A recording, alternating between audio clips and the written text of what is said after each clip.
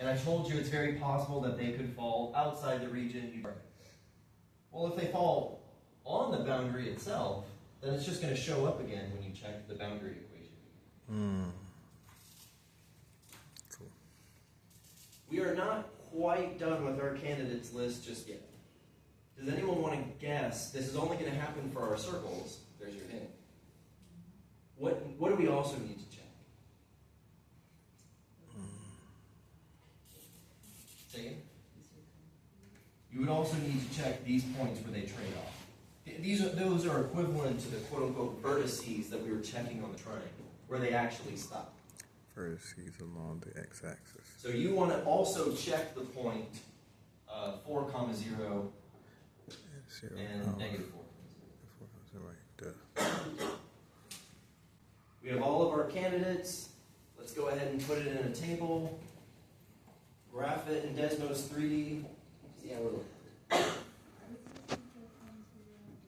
See?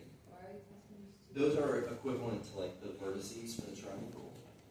Like where this actual piece stops. This could be the highest point. Like the circle equation could dip up here.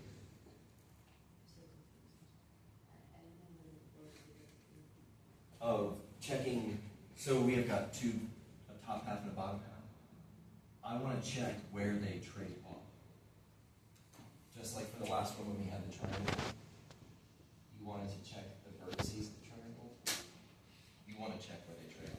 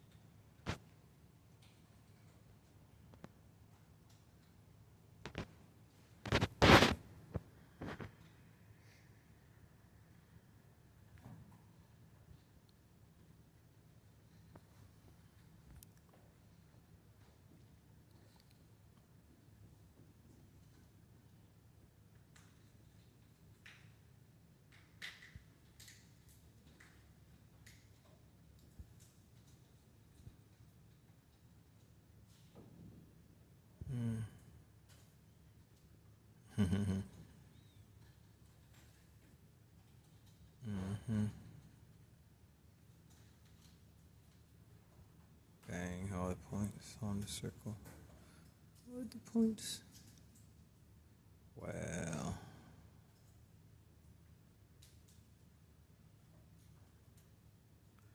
That's them along the x-axis.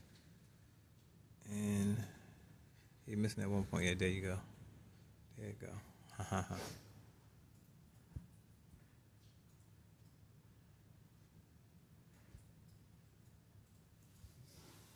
So this is just to check all the candidates that we're looking at. The next thing I would do is maybe only plot the absolute max and min. So based on this list, it looks like the absolute max is negative 3.832, comma 1.147, comma 19.204. Plot only what you believe to be the absolute max, and then just pan around and look. That Sure max. enough, yeah, that looks like we did it right. If somehow we found that this was the absolute max, we would go, oh, I know somewhere I messed up.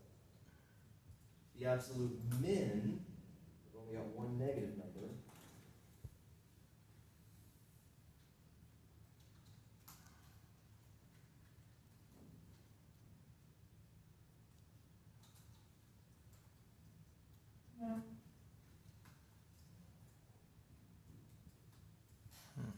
And sure enough, Yeah.